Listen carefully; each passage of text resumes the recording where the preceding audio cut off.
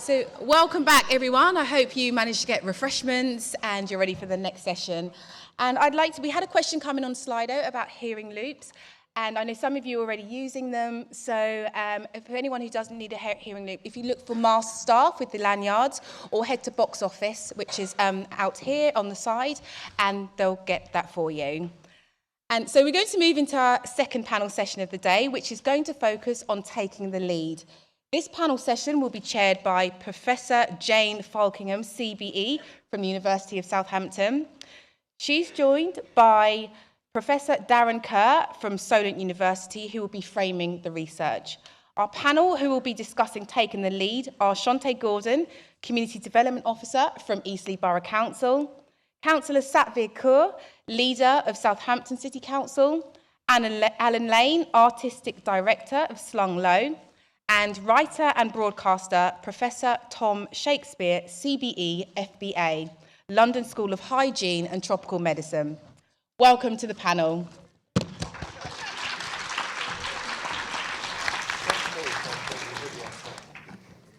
So thank you everyone for coming back so promptly, and thank you for the wave as well. So let me introduce myself. I'm Professor Jane Falkingham, and I've got the honour of being the Vice President who's responsible for the civic agenda for the University of Southampton.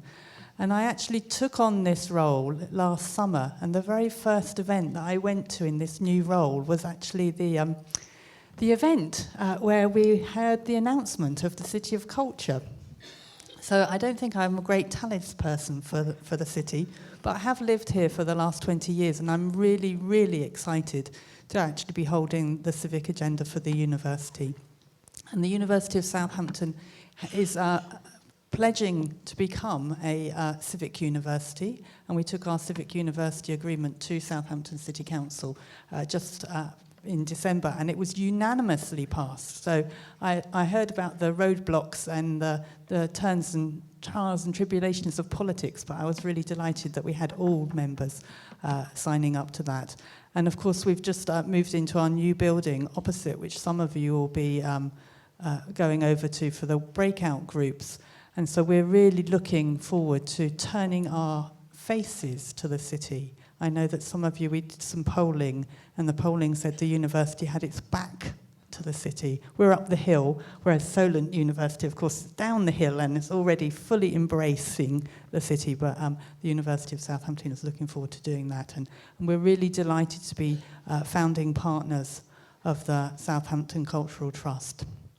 I'm a professor of demography, so I'm slightly out of my comfort zone. So I was really grateful in the previous panel that they mentioned data, because that's what I'm most comfortable with. But I know I'm really delighted to be here and to be chairing this panel this morning. So I'm going to turn to each of our panel members to introduce themselves. So good afternoon, everyone. My name is Shonte Gordon. I'll just tell you a bit about me. So I was born and raised in Southampton, so it's been quite nice to see Southampton develop, especially as a young person and someone who usually goes to London for cultural events. But Southampton's definitely up and coming, so I'm happy that Southampton have a load of cultural events, and even events like this and coming together. It will really boost the cultural sector in Southampton. So my background, so I specialise in community engagement, and I started working in, I have a keen interest in arts and culture. Started working in Mayflower Theatre and even Mass Theatre, and it really sparked my interest for, the culture. And I also have experience in, sorry, can you hear me? Cool. So I volunteer at a community radio station also, and that's where I found my love for community engagement, but back then I didn't know that it could be a career. So from there, community just makes my heart warm. So going on, working in the theatre, saw arts and culture, and I just wanted to make sure everyone has access to it, because I think arts and culture is something that's really important for well-being, and everyone should have access to that. So moving forward, after the pandemic, I worked for a social enterprises community, a community manager, where I worked with specific community groups and black businesses within Southampton. We worked alongside Mayflower Theatre to do audience development, worked with Solent NHS Trust. So that really showed me that, community engagement could be a career, and how important it is for organisations to link with communities. From there, I worked in Solent NHS, and then alongside being one of the programming and community engagement managers for Southampton's UK City of Culture bid, where I saw Southampton in a completely different light. It was amazing. I saw the culture. We have a lot of cultural heritage, which is beautiful. We should shout about it. And from there, I also realised how important it is to incorporate culture into change and celebrate each other's cultures and just collaborate as a city, be in cultural organisations, cultural community groups, and just as individuals getting involved. As of now, I am a community development officer for EC Borough Council, and I'm working on a resettlement project. So it's, community engagement, that's my thing. I'm really passionate about it, and arts and culture. So that's me. Thank you.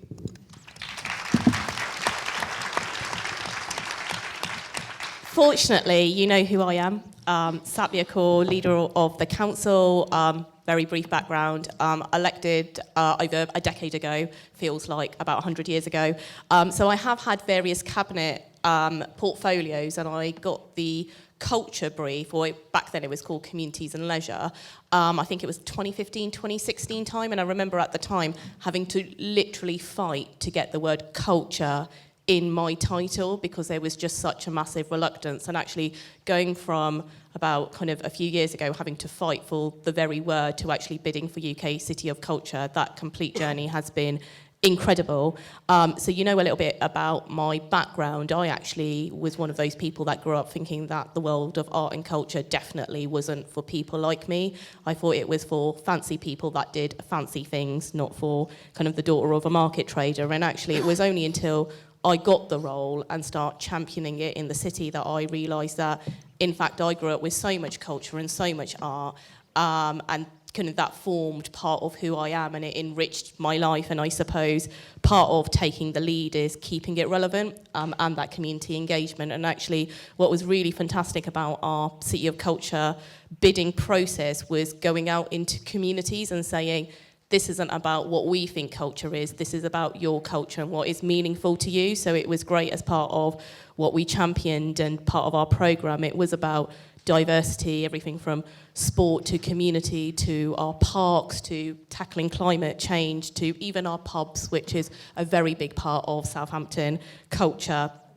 From a civic point of view, I would of course say civic leadership is very important. And someone once told me, someone that wanted to give us money said, businesses will come and go, organisations may come and go, but the reason why we want to work with you is, like or loathe them, the council will always be there.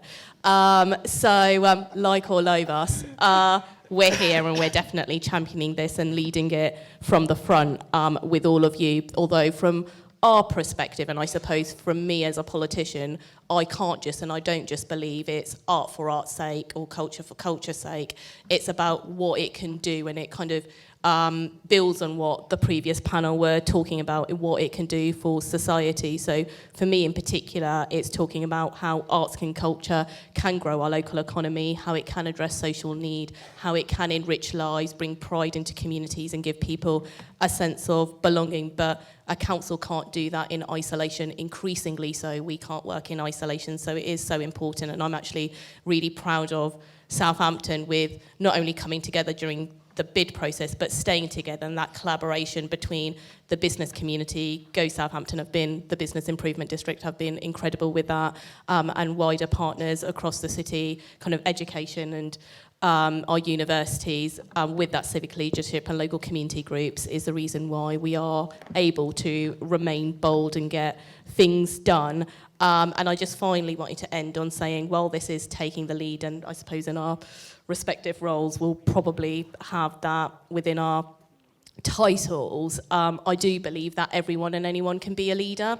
You don't need to have that in your title or have it in your job description, and there's different types of leadership, and I think the most effective one is transformational leadership, and I hope that everyone in here feels as though they can be a transformational leader in what they do, in seeing the potential in Southampton, being ambitious, and building and working together to achieve it. Thank you.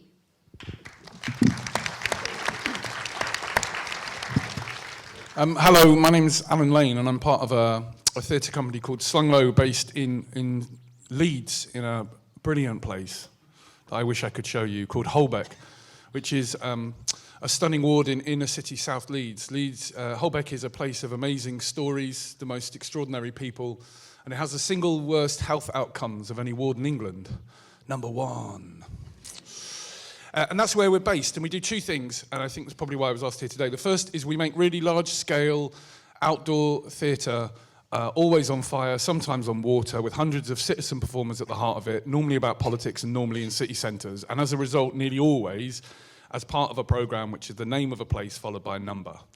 Because it takes so much effort and money to do these things that they can't sit within the normal structure. They have to sit within a year of culture. We just co-directed the opening ceremony for Leeds 2023, which is Leeds. They got thrown out of Europe, so we just thought we'd do it anyway.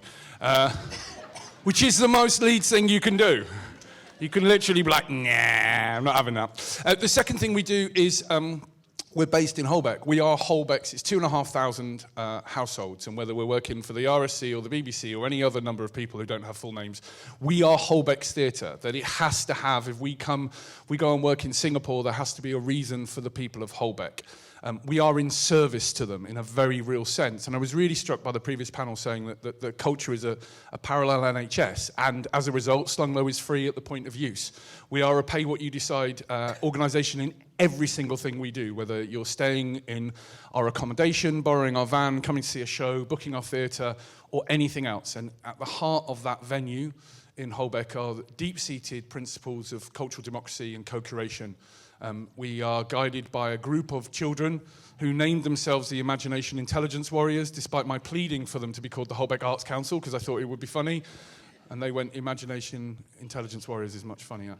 And so we are torn, I think, in terms of leadership, between making things of scale and spectacle that require a kind of hard-edged decision-making process that is not always community-friendly, and having deep-seated asset-based community development principles at our heart. And I suppose that's one of the things in terms of leadership. When are you in front of your community showing them the way, and when are you in the middle of your community making sure that they have everything they need to go to the places they've decided to go?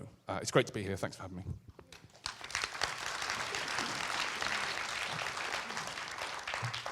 So my name's Tom Shakespeare. I'm very glad to be here. And as I look around the audience, I've learned a lot about Southampton. I've learned that it's a lot more diverse than I thought, which is really welcome. But I want to challenge you, because 15 to 20% of the population are disabled people, and they're not here. There might be people here with hidden impairments, and that's true. But overall, there's a whole hinterland of Southampton that is not here. And so that's my challenge. I want to challenge you to think about disability in different ways, to see it as a strength, not a negativity. And so Alan actually met Bobby, my friend Bobby Baker, yesterday, which was terrific, because she's seeing a big performance art happening in Leeds at the moment. And what she says, and I'm quoting here, is that disadvantaged people are always seen as powerless, outsider, risk, problem, limited, difficult, sometimes special, which doesn't mean bloody special, it means different and out there. So outside the norm, whether it's their thoughts, their behaviour, what they do, where they live, how they live. And so what Bobby is calling for, what I'm calling for, is a radical shift in perspective. That actually, those that have the greatest difficulties to overcome may have the greatest abilities to cope with the challenges of our age. And so these words, these negative words, like disability and disorder and disadvantage, that society thinks of as so problematic, can actually lead to very sophisticated resilience, great flexibility, great insight that other people might struggle with. So why don't we see that as a strength? And if we read psychology and the psychological literature, this is an ordinary magic which is distributed through our society. It's not special people. So leadership, yes, but we can all be leaders. So I and others on the panel want you to unlock the leadership in yourselves and in the people you work with. And for disabled people, we every day fight to overcome small challenges. And that's actually really good for a sense of yourself, your character, your purpose, your identity. If you can overcome a small challenge, you feel bloody good about yourself. And if you have a series of small challenges and you overcome them, you feel that you can do anything. Disabled people have that. Not just disabled people, lots of marginalised people have it. If it's too big, you won't overcome it, and that's crap. But if you can overcome it, if you are helped and supported to overcome it, you can be a different person and a stronger person. So leadership is inside. Leadership is inculcated by disability. And so I'm challenging you to go out and find the disabled leaders, the visionaries of tomorrow, who can strengthen your community, who are there already, but who you need to name. Loads of art is made by disabled people. Frida Kahlo, Virginia Woolf, who I was reading on the train, Francisco Goya, Ian Dury, Yinko Shonibara. So what we're looking for is a change of attitude, a welcoming of these strengths in our community, and also reasonable accommodation. That's a technical term. Reasonable accommodation means ramps, lifts, spaces, quiet, whatever we need to flourish as individuals within the context of the cultural life of your city. Please give it to all of us, not just those with visible impairments, but those with hidden impairments. Ask us, we know what works for us, and provide it for us. And if you identify those leaders and those visionaries, if they come together, if you say, okay, we're going to support you to come together with each other to learn and to grow, to meet other people from outside your region who can come and who can share, to go themselves, that works, and we've shown it works. Joe Varron, Sarah Pickthall, the SYNC program about disabled leadership, which is part of the CLAW leadership program. Meeting others is really powerful. And then we come back and we say to all the venues in Southampton, why are you not programming disabled work? Where are you making space in your galleries, your theatres, your cinemas for us? Because we are making work and we want it to be seen. Thank you.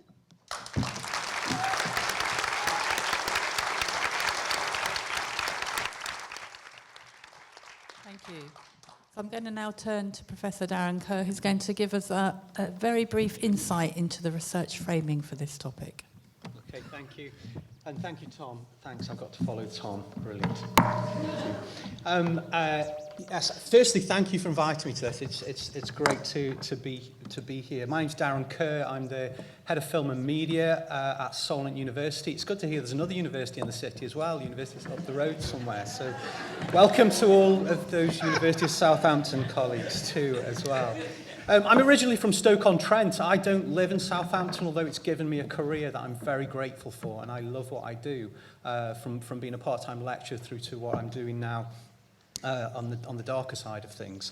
But I do enjoy what I do, and I'm very grateful to Southampton for that. I'm also the chair of City Eye, which has been running for over 35 years, a fantastic film education charity that has suffered the slings and arrows of all of that time, and still, like many of these small organisations in Southampton, produce fantastic work.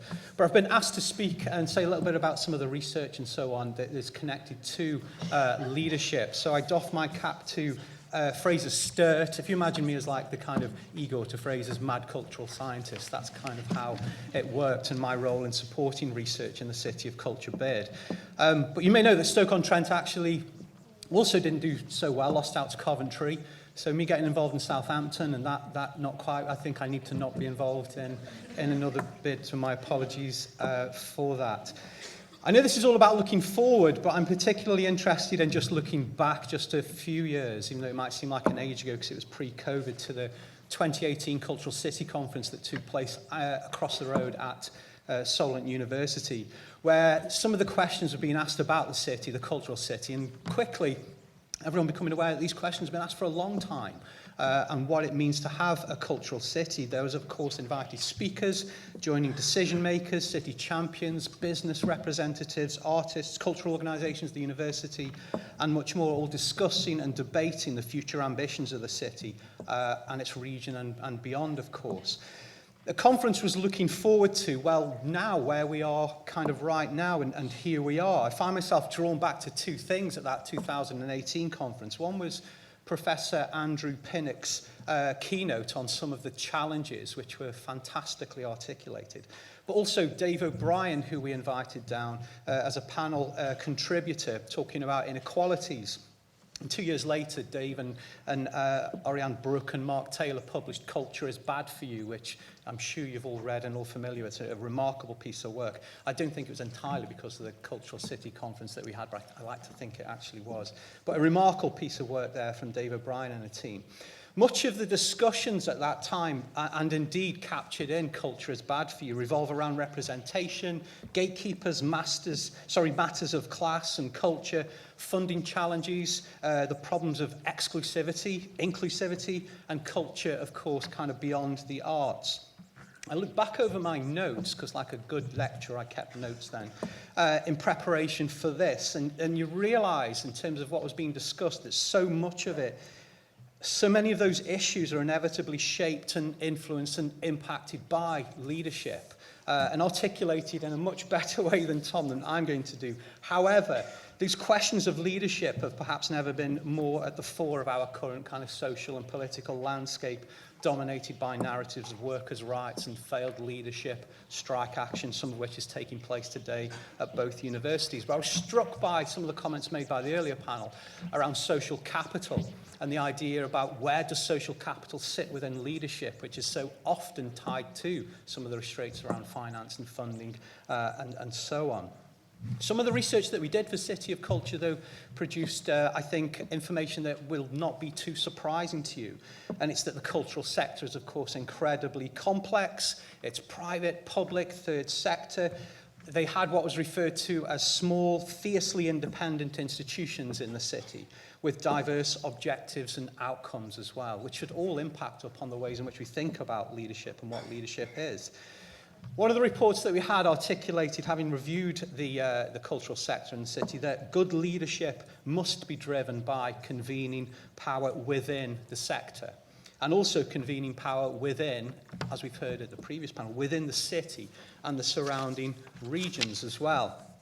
It articulated the idea that good leadership has to provide advocacy, which is critical in making a case for culture, that governance has got to be informed by effective partnerships to drive, importantly, interventions, and that good leadership must, again, we've already heard this, deliver. It's got to deliver.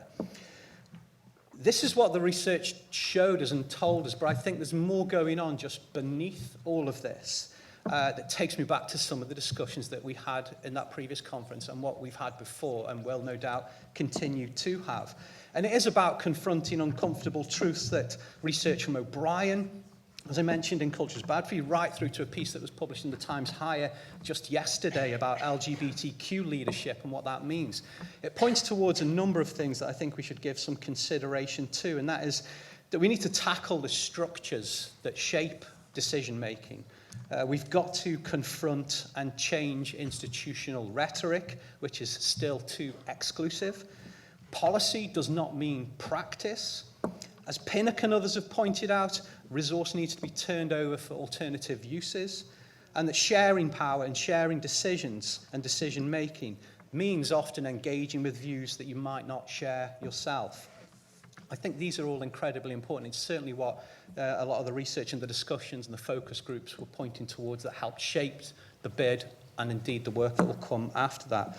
Finally then for me is just to say that leadership does need to adapt to people's diversity and identities and not have people to adapt to the expectations of current structures of leadership practices and cultures.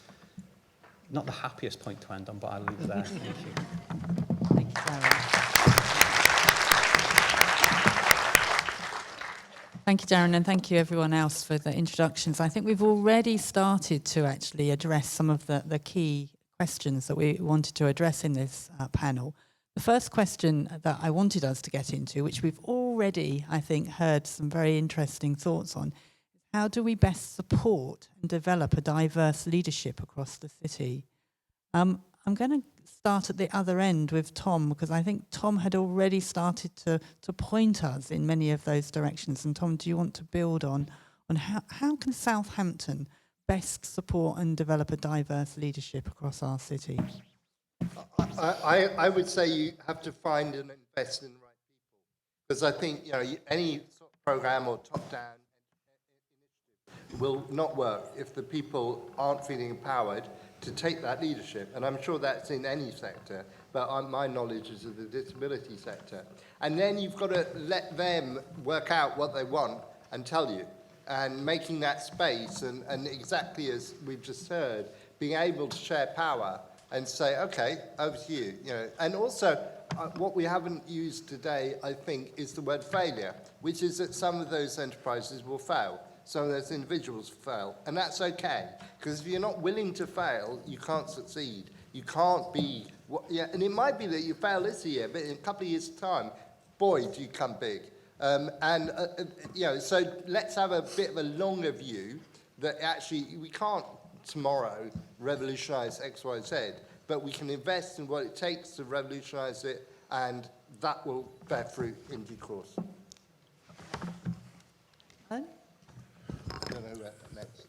We talk about this in Slunglow's context and Holbeck's context around whose culture is it, and who gets to decide, and that's how we change leadership. I can't speak to this city because that would be foolish of me to come here, but I do know that I'm in a community that, for lots of reasons, but in large part at the moment because of the hostile environment, I'm amongst a community that simply doesn't have any cultural capital, and so we're having to build that.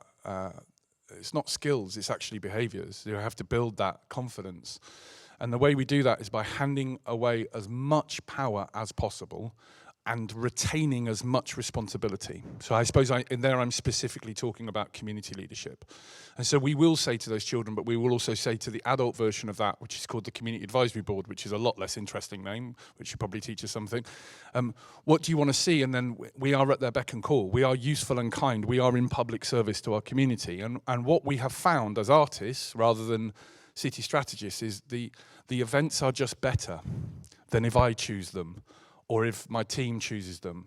That is as diverse as 4 people can be, but it's 4 people, right? So it's reflective of nothing other than 4 people. And with all our 20 years each, so 80 years experience of art, we pick shows and we pick events, and they're fine. They're okay. But then all of a sudden we hand away as much power, as much authority as possible, and retain all that responsibility, and more people come. It's extraordinary. Just more people are coming through the door. They're just much happier. And the only things we've ever had fail within that context are things that people feel like they have to put on. So whenever we're having any fundraisers for political parties, they always absolutely fail. But everything else is owned by people. It's culturally owned. They are passionate about it. And as a result, we have an enthusiasm and a passion that no marketing budget could ever match. And so I suppose giving away as much power and authority as possible, while still holding the responsibility. You can't hand it away and be like, well, that didn't work. I'll have to go back to the way we've always done things. It's our responsibility to make sure it still works. Thanks. Well, I'm gonna stay outside the city for a very short moment and go to Eastleigh and to Deontai. So Eastleigh, so just to make it clear, I'm not representing Eastleigh Borough Council. I know. I'm Southampton born and bred. I know. I was using that as a segue. But I would say to best support leadership. So obviously Southampton is a city with a lot of opportunities, and I read that there were 2,600 opportunities within the cultural sector, which is quite a lot. And even if, say, 0.5 of those, which is 13 jobs in leadership, even if, 0.5% were leadership roles, which is 13 leadership roles can cause a lot of change. So I would say to best develop it, it's important that the opportunities are advertised in different community groups and having access to the different opportunities, because it's just like saying you can't be what you can't see. And I think a lot of the time with cultural, so even the theatre and things like that, working in there, I had that access, which is amazing, but I know not as many people as myself had that opportunity to have that access. So I think, to best support leadership, definitely make sure the opportunities are out there and they are in multiple community groups, and also understanding that with leadership, one size doesn't fit all. So how can we best support that leadership? Because I think there is leading and then there's supporting that leadership too, which I think is very important. So. Thanks. I think the Daleks are back again, aren't they? And finally, Satvir, how do we best support and develop a diverse leadership across the city? So, from a Southampton perspective, so I don't think you can have real diversity, and actually diversity came up as a theme over and over again in the bid process, but you can't have real diversity without meaningful inclusion.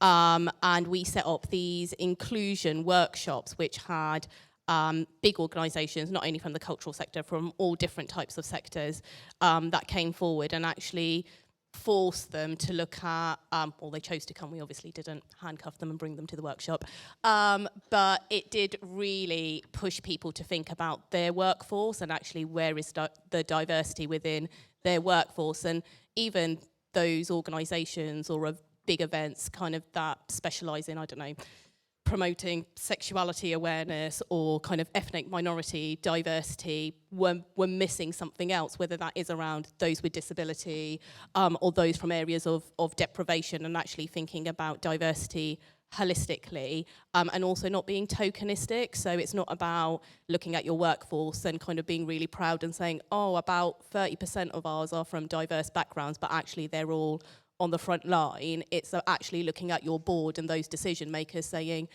does this have a diverse mix, and is this representing the people that we want to cater for? And being quite bold and brash about that as well, and unapologetic. And everybody has a responsibility to do that, because we all know that people from areas of deprivation, people of colour, people with a different sexual orientation, those that are disabled, it's not like they're less skilled or less able or less talented. It's just that they have less opportunity. So it is down to all of us to try and fix that. And from a political perspective, we kind of really struggle in politics because no one wants to be a politician. Surprise, surprise. But we've worked extremely hard to diversify the chamber, and actually this is cross-party. Naturally, we're slightly better. But it's not easy. It's so much more convenient to give jobs and opportunities to people you know or people you know of. It's much harder to do it the other way round, but so much more rewarding, because especially in kind of the line I'm in, that diverse group of individuals actually making decisions does lead to more effective decision making, more meaningful decision making, and better outcomes. Brilliant, thanks. But so just thinking about the challenges a little bit more, and what are the big challenges and how can we overcome them? I mean, we've been touching on that, but can we dig a little bit deeper into that? Very briefly, I think there are some material challenges, which is the spaces that people need and are not the spaces of everything else. They're exclusive spaces. Having spaces which are more open, less barriers, and more diversely owned, not owned by a particular group. I mean, there are people who will never come into the city centre. So why don't we go and meet where they are? Because if we think we've been diverse, because we've ticked all the boxes, as we've heard from the councillor, we're not doing what it takes to really encounter people. But I think also role models are really important, that you are able to see, as that was really helpful what Chantal said, you can't be what you can't see. And so when you see people, whether they're disabled or black or Asian or gay, in positions of responsibility, speaking their truth, that is inspirational for you as a young person, saying that could be me next year or 10 years' time or whatever it might be.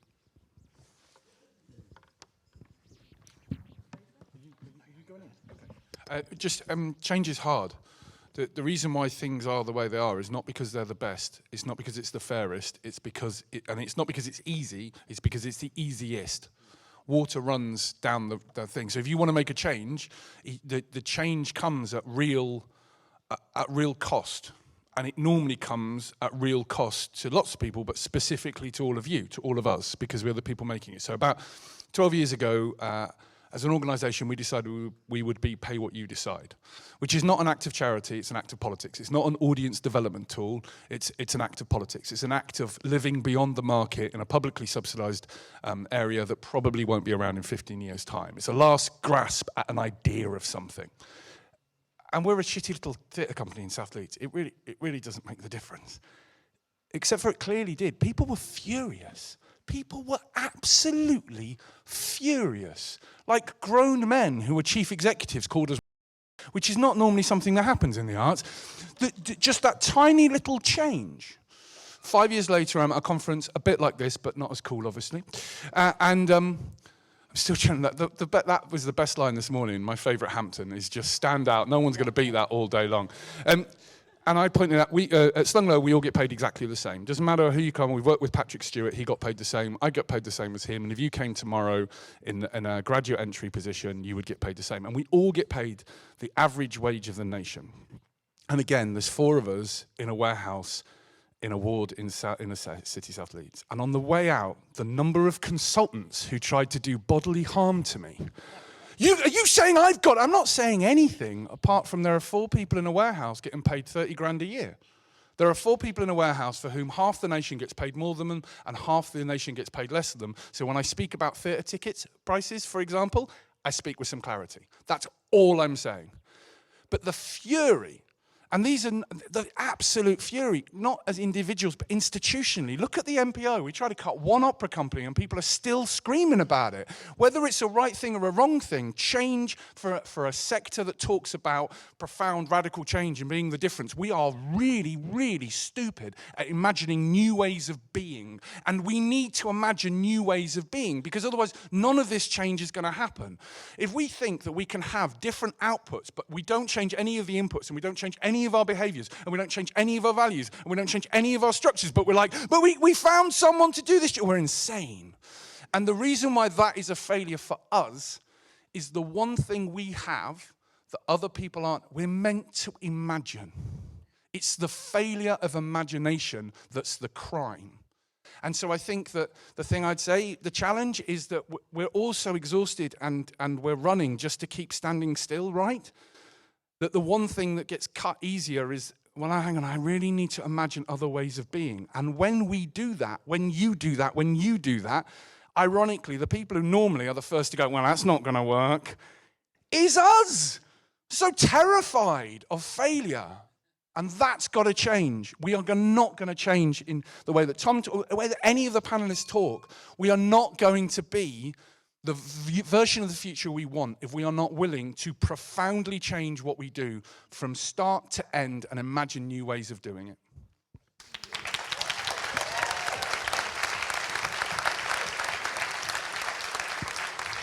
Is that clear? What he said. I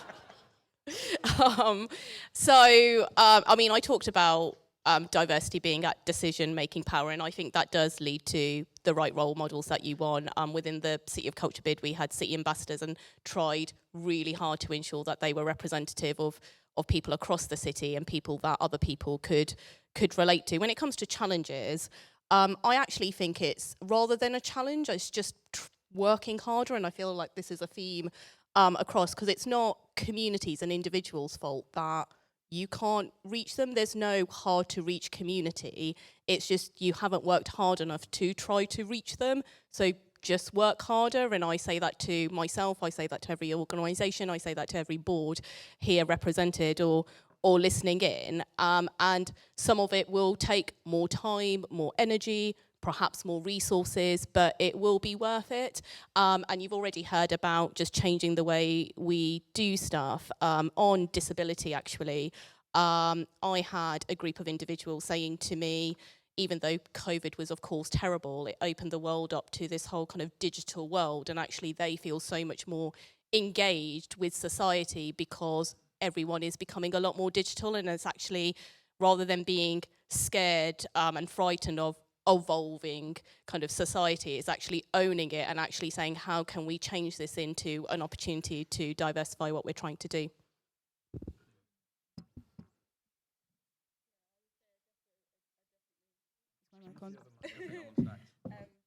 Yeah, I definitely agree with all of you, and I think that a challenge could be, yeah, it takes extra resources and time to build that trust and relationship with communities. But I think with leadership, it has to be representative, and to those communities that you're appealing to, that you want to get to, the leadership needs to represent that. And it's just like, you want to make it so it's bottom up and not top down. You want to do stuff with and not to people. So yeah, I would say it comes with challenges, but we need to be willing and open to new ways of thinking and doing, because that's the only way we'll progress. Brilliant, thank you. So I was going to ask you actually about the tension between the top down and the bottom up, and whether, where should we land? How do we land? Is it because you can't leave? Yeah. Well, I'm looking at the whole panel, but Satvia, where should we land, Satvia? That because it's an inherent tension, isn't it, between top down and bottom up leadership? I don't think there necessarily has to be a tension. I'm quite a bottom-up type of person anyway. Kind of, it's my background, it's my upbringing. I don't think we should shy away or be worried about being bottom-up. I just think it makes it more effective and more powerful, more authentic, and ensures that you're going to deliver the outcomes you want. So I don't think there necessarily needs to be a tension. There might be a tension if there are individuals at the very top that love all the power and control, in which case grow a pair. Sorry, I feel like this is the theme of the conference. I'm looking at Claire, who's probably going to kill me. Yeah, it's about actually leaders saying, actually, it's okay if I don't have all the control and power, and communities actually saying there's an opportunity for me, I'm going to own it, because there's no point as leaders opening up spaces and opportunities and jobs and the rest of it if no one's going to go into that space. So it will take both to somewhere meet in the middle. And I think as leaders, it's about, rather than always wanting control and leading everything, I think a lot of that collaboration and facilitating is becoming kind of more of a theme that was actually really successful within the bid process and hopefully can continue moving forward. Okay, thanks. I saw Tom grabbing the microphone there. Alan passed me the microphone. He said, you do it. But I think there is a real... I'm not disagreeing with Councillor Core, of course I'm not. But I do think there's a real challenge. And I'll give you an example. At the moment, I'm writing a bid. It's an academic thing. Don't worry about it. And... I'm a prof, and I've got a group of people, young people, and academic people, quite diverse. And I'm saying, okay, what should we do? And they're coming up with these ideas, and they're rubbish ideas. And so I've got to overrule them. And I say, look, I'm not going to say this, but I'm thinking this. I've been doing it for 30 years. I know what they want, and it's not this. And therefore, so the challenge is to take the best of what they propose, and to take them with me on that journey, and to say why, for this particular opportunity, although what they've said is very helpful and valid, it's not what they're looking for. Because in 30 years, I have worked out a little bit about what funders are looking for. And if I can't do it on my own, I can't do it all, that'd be crap, I'd be wrong. So I need to have them with me. I need to share that with them. And if I can get them to the position where they don't need me, where they can write the bid and win the money, fantastic, job done, over, I retire. But at the moment, if I simply go with participation, they won't get the money, and therefore they won't be able to do anything. Go on, you're going to go. All I was going to add really is that, as you say, Tom, in terms of the academic landscape with that, it is a circle of hell when it comes to funding and bidding in academia especially. But I think there is maybe a difference to be had, whereas if you're looking at kind of arts and culture, there's something to be said for the creatives to be more involved in decision-making when it comes to things like programming and so on and so forth, which again I know was a big part of the bid. And I think that needs to be maintained and sustained as well, so that you can have this kind of top-down, bottom-up approach where there is that level of accountability. I loved what Alan said about this idea of, giving away the power but embracing the responsibility. I think it should sit there for me. Yes, so there's a constant tension in Slunglow, and it's annoying, and I love it. Which is, bear with me because it'll sound obnoxious at first, and then I'll win you round.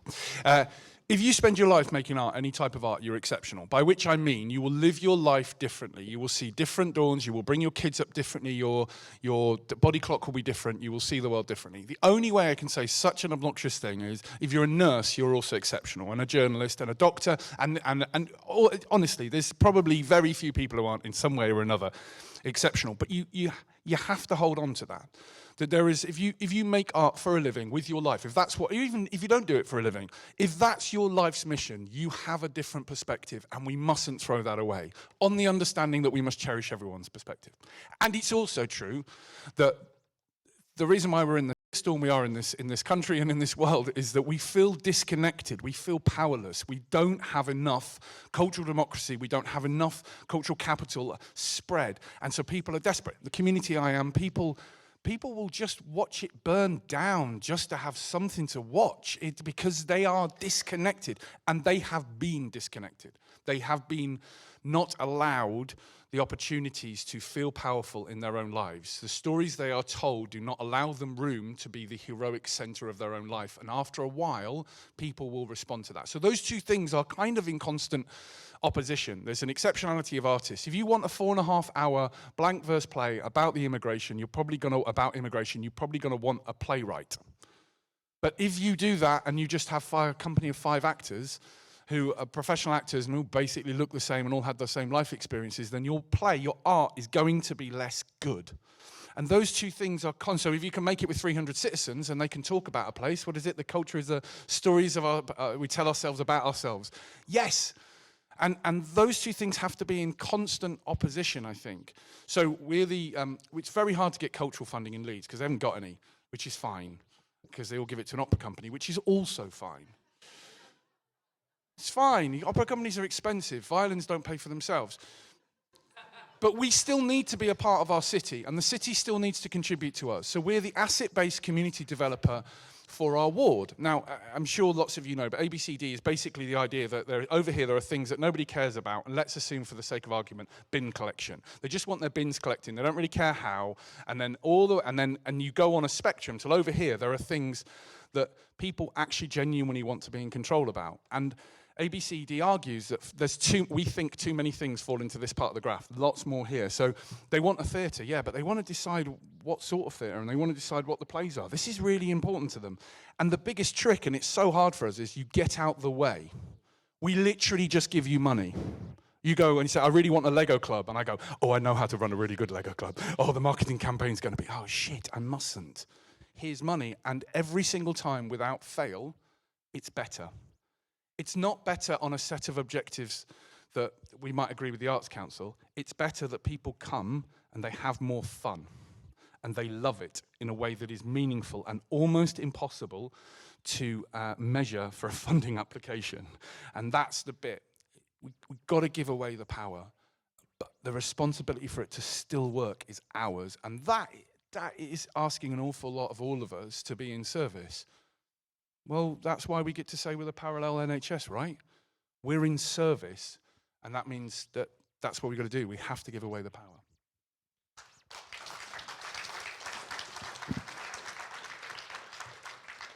Did you want to come in? I just want to add to, I love that, Alan, what you said about taking away the power, and I think giving the power to people with their lived experience too, and especially being at as a leader, it's very important to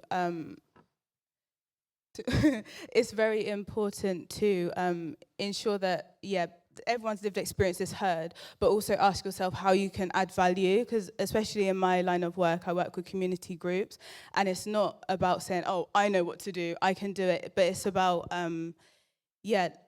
how can I add value? Can I add value in any way? And that collaboration, and I think someone on the panel before said about co-curating, that's very important. It's not about, oh, I know more than you, but how can we work best towards the same goal?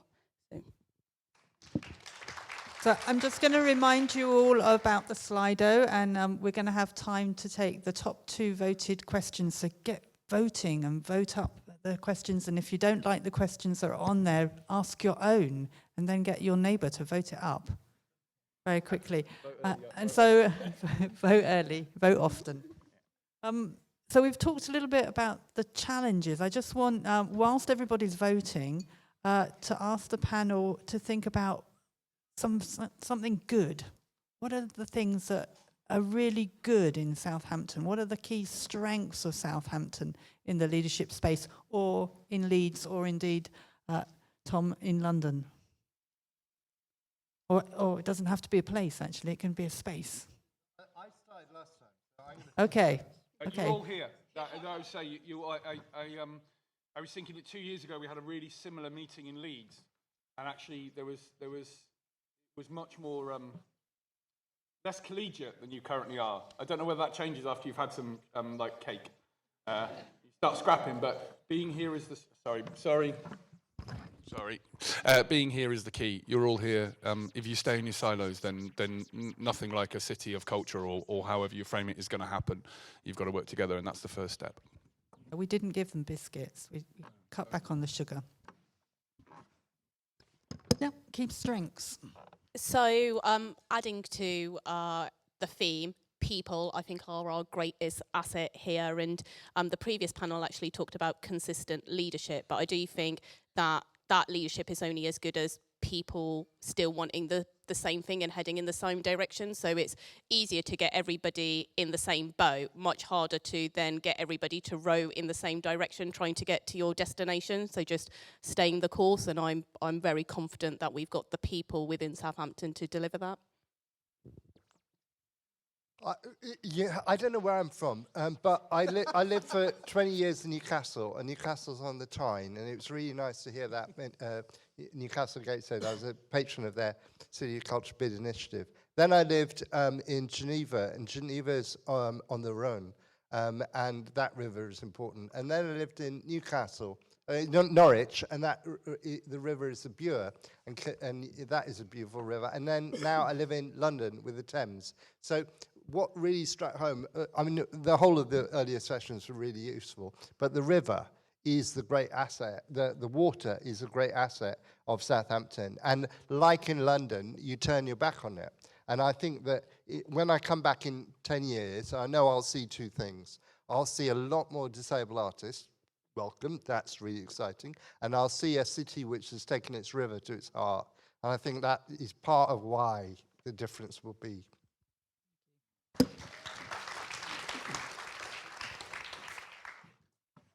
For the strengths, like Satvir said, the people. So people is what makes it happen. And also, I would say in Southampton, the rich cultures.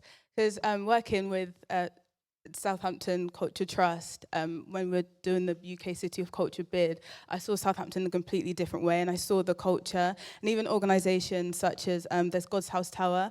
I've lived here for 25 years, my whole life. I didn't know about that until then, and it's absolutely beautiful. Like, there's such rich history here. So I'd say, yeah, that's definitely a massive strength. Okay, thanks. So Fraser, how's the voting? Not Fraser, sorry, Darren. Fraser's over there.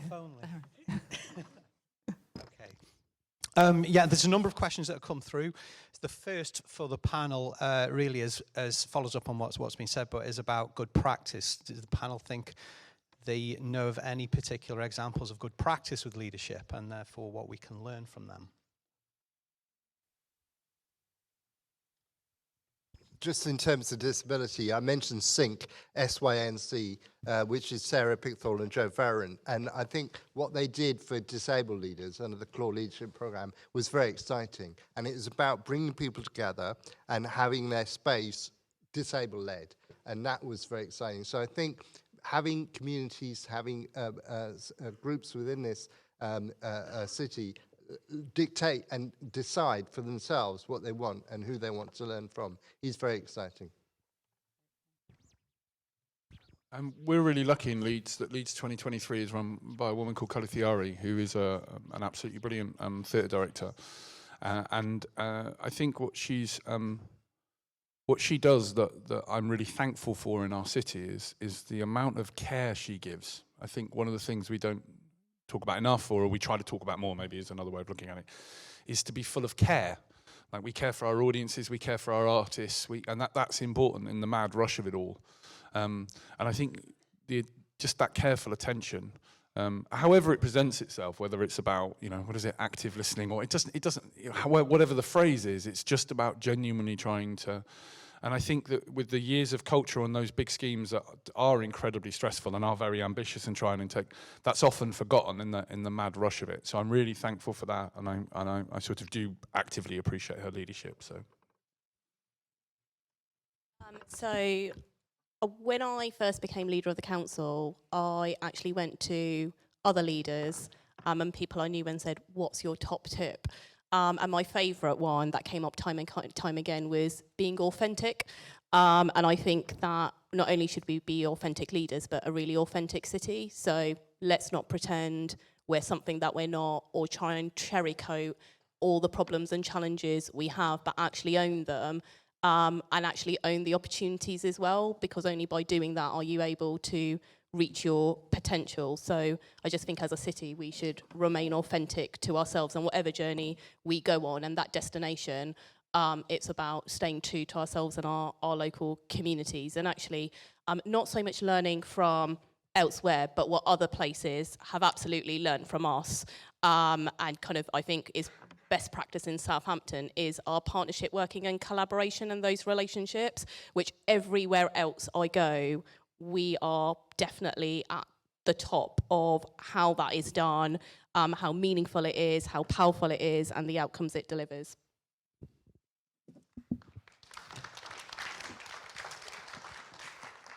And for me, a good example of leadership is actually Mast Mayflower Studios. It's very important because as an organisation, it's a culture and creative hub for the city. And as well as that, it's collaboration with different partners. You welcome Mast, you welcome loads of different partners, and it's about having those, that collaboration, which I think is absolutely amazing. And it's nice to be in a place where you feel heard and that your lived experience can, shape even programs and shape future decisions. So I think that's a really good example of leadership. Great, thank you. And we've got time. We've got 4 minutes left between now and lunch. Okay, we'll race on. Next question for the panel is, what are the most important things to think about in developing a community engagement programme? We'll start at this end, community engagement programme. Yeah, can you read the question again? Thank you. Yeah, what do you consider to be the most important things in developing a community engagement programme? In developing a community engagement programme, I would say definitely consultation. Just like what I said earlier, do things with the communities, not to and for them.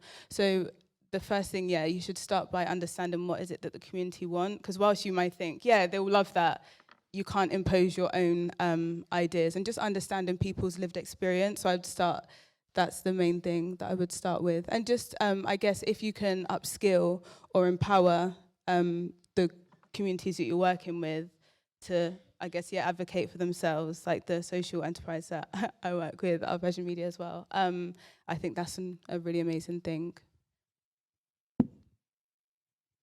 I'm conscious that it's almost lunchtime, so I would say good community engagement is keeping it relevant, keeping it accessible, doing it in the right spaces at the right times.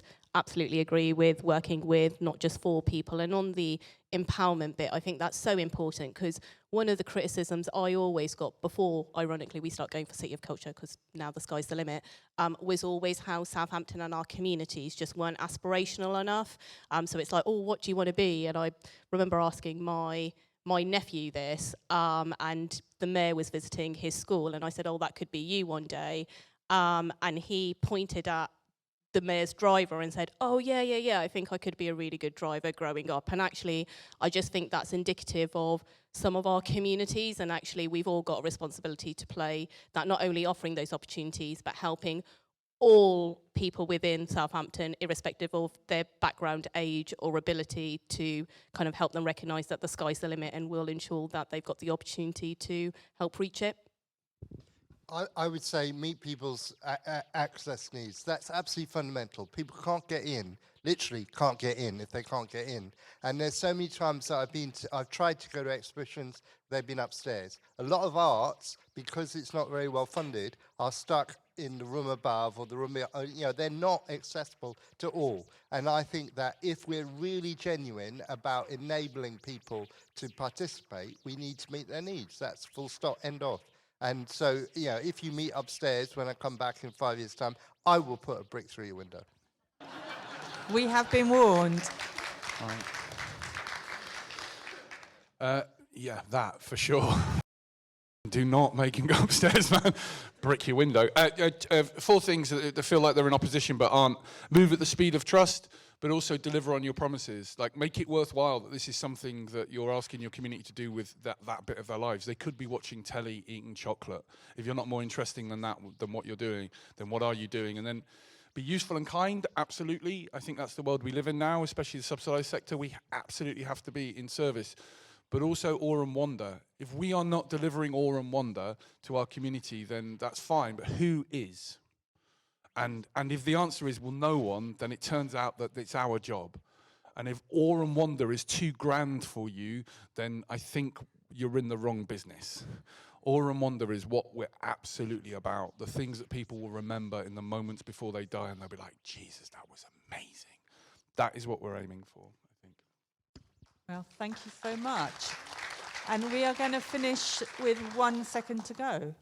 It's gone. So thank you. Thank you, everybody, for coming. Fantastic.